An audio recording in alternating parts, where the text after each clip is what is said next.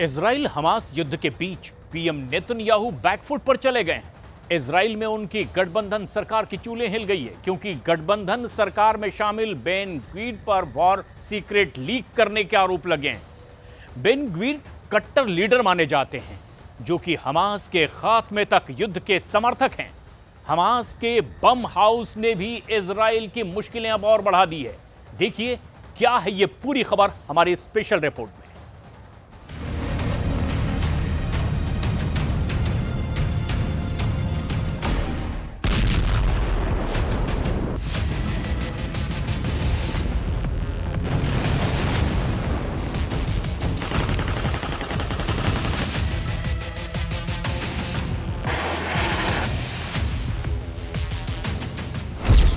Netanyahu का फरमान, रफा बनेगा शमशान। आईडीएफ का ऑपरेशन सुरंग, हमास की मांद में युद्ध।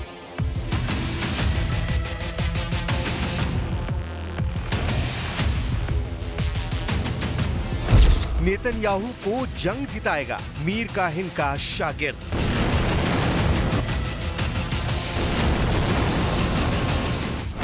तीस दिन का बारूदी बवंडर, झुलसेगा पूरा अरब वर्ल्ड।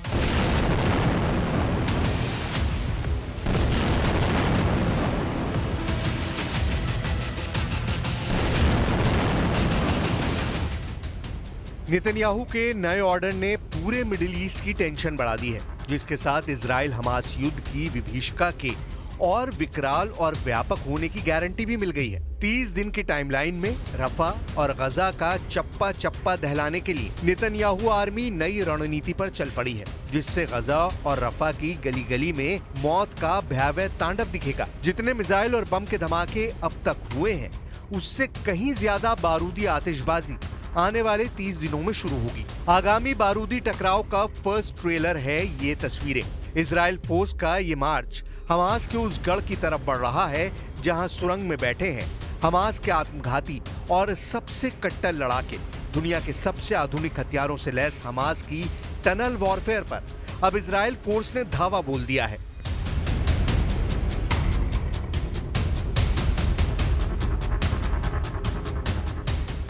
आईडीएफ और हमास लड़ाकों के बीच गाजा पट्टी के याबना में भीषण युद्ध चल रहा है।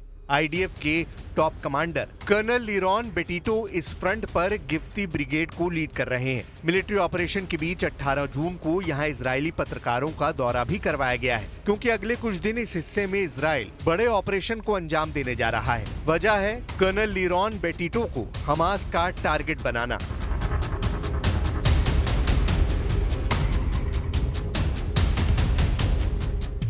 याबना कैंप में भीषण गोलीबारी के बीच हमास का एक लड़ाका कर्नल लिरॉन के कमांड सेंटर के 100 मीटर के करीब जा पहुंचा। गिफ्टी इन्फेंट्री ब्रिगेड के सोल्जर्स ने आरपीजी से लैस हमास फाइटर को स्नाइपर अटैक में ढेर कर दिया। हमास के आत्मघाती हमलावर ने इजराइल के टॉप कमांडर को टारगेट बना लिया था। हालांकि हमले से ठीक पहले उसे मार गिराया गया, जिसके साथ आईडीएफ ने हमास के गढ़ में घुसकर सफाई का ऑपरेशन शुरू कर दिया है। इजराइल फोर्स ने दावा किया है कि हमास लड़ाकों ने रफा में बड़ी संख्या में घरों में बम लगा रखे हैं। सुरंगों में आवाजाही के लिए हमास फाइटर इन्हीं घरों का इस्तेमाल कर रहे हैं। हमास लड़ाकों ने मुश्किल से दिखने वाले कार बैकअप कैमरों का इस्तेमाल शुरू कर दिया है, जिससे ये पता न लगाया जा सके कि सैनिक बम वाली इमारत में कब पहुंचते हैं और विस्फोटकों को उड़ा देते हैं। पिछले हफ्ते ऐसे ही हमले में आईडीएफ की टोही टोली के 5 सैनिक मारे गए थे, जब बम वाले घर में विस्फोट हो गया और इमारत का एक हिस्सा सैनिकों पर गिर गया।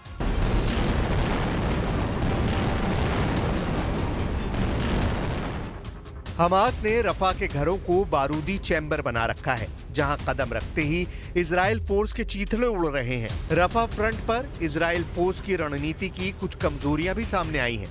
आईडीएफ ने रफा में अनुमान लगाया था कि यहां 2000 हमास लड़ाके मौजूद होंगे, जो 1.2 मिलियन घनी आबादी वाले इलाके में घुले मिले हैं। हालांकि 18 जून तक इजराइल फोर्स ने यहां सिर्फ 100 दुश्मनों को ढेर करने का दावा किया है, यानी हमास लड़ाकों का सही अनुमान भी इजराइल नहीं लगा सका है। साथ ही रफा में सुस्त चाल से चल रहे सैन्य ऑपरेशन ने पीएम नेतन्याहू की सिरदर्दी बढ़ा दी है, जिसके चलते उन्होंने 9 महीने पहले बनाई वॉर कैबिनेट को भी भंग कर दिया है।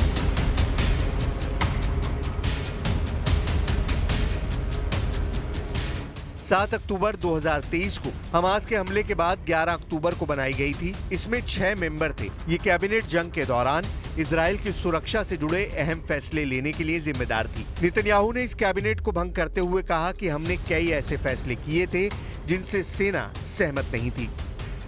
पीएम नेतन्याहू की लीडरशिप में बनाई गई वॉर कैबिनेट में बड़े मतभेद थे। इसके चलते कैबिनेट से बेनी गांट्स ने भी इस्तीफा दे दिया था। हॉस्टेज डील को लेकर पीएम नेतन्याहू के रवैये से गांट्स खुश नहीं थे। हालांकि पश्चिमी मीडिया की रिपोर्ट में वॉर कैबिनेट को खत्म करने की असल वजह कुछ और ही बताई जा रही है। न्यूयॉर्क टाइम्स के मुताबिक पीएम बेंजामिन नेतन्याहू ने वॉर कैबिनेट को भंग कर दिया क्योंकि वो इसमें दक्षिणपंथी पार्टियों की एंट्री रोकना चाहते थे। 9 अक्टूबर को बेनी गांट्स और गादी आइजेनकॉर्ट के कैबिनेट से निकलने के बाद बेन ग्विर इसमें शामिल होने का दबाव बनाने लगे थे। बेन ग्विर ने खुलेआम कहा कि अब समय आ गया है कि सही और बहादुरी से भरे फैसले लिए जाएं। उन्होंने इजराइल की सुरक्षा के लिए इसे जरूरी बताया था। बेन ग्विर नेतन्याहू सरकार में राष्ट्रीय सुरक्षा मंत्री हैं। उन्हें इजराइल के सबसे विवादित लीडर्स में से एक माना जाता है। बेन इजराइल की रिलीजियस जियोनिस्ट पार्टी से ताल्लुक रखते हैं, जो कट्टरपंथी यहूदी नेता मायर कहाने की कहानिस्ट विचारधारा की अनुयायी मानी जाती है। बेन ग्विर खुद भी मीर कहाने को धर्मात्मा मानते हैं, जिनकी कहानिस्ट विचारधारा का मानना है कि इजराइल में गैर यहूदियों को मतदान तक करने का अधिकार नहीं होना चाहिए। कहाने संगठन अरब लोगों और मुसलमानों को यहूदी समुदाय और इजराइल का सबसे बड़ा दुश्मन मानता है। यानी युद्ध में बेन ग्विर की एंट्री के मायने खूनी कोहराम है, क्योंकि उनके पुराने कारनामे पूरी इजराइल में कुख्यात हैं। वॉशिंगटन पोस्ट की रिपोर्ट बताती है कि जब बेन ग्विर सिर्फ 15 साल के थे तो उन्होंने तत्कालीन प्रधानमंत्री यित्ज़हाक राबिन की गाड़ी के आगे लगा एक सिंबल निकाल लिया था। इसके बाद बेन ग्विर ने मीडिया के कैमरे के सामने कहा था कि जैसे हम राबिन की गाड़ी तक पहुंचे हैं वैसे ही उन तक भी पहुंचेंगे। इस वाकये के कुछ दिनों बाद ही पूर्व राष्ट्रपति यित्ज़हाक राबिन की गोली मारकर हत्या कर दी गई थी। हमलावर यित्ज़हाक के फिलिस्तीनियों के साथ पीस डील करने से नाराज थे। बेन ग्विर ने प्रेसिडेंट के हथियारों की रिहाई के लिए चलाए गए कैंपेन में भी हिस्सा लिया था। ये उन दिनों की बात है जब बेन मीर कोहेने की पार्टी का हिस्सा थे, जिसे 1998 में बैन कर दिया गया था, क्योंकि इस पार्टी के समर्थक ने 29 मुसलमानों की हत्या कर हड़कंप मचा दिया था। बेन ग्विर बारूक नाम के उस हत्यारे के बड़े फैन हैं। उसकी तस्वीर बेन के घर में टांग कर रखी जाती है। ये बेन ग्विर अगर वॉर कैबिनेट का हिस्सा बनते हैं तो नेतन्याहू को युद्ध में ऐसे फैसले लेने पर मजबूर होना पड़ता जो उनके मन मुताबिक नहीं होते। हालांकि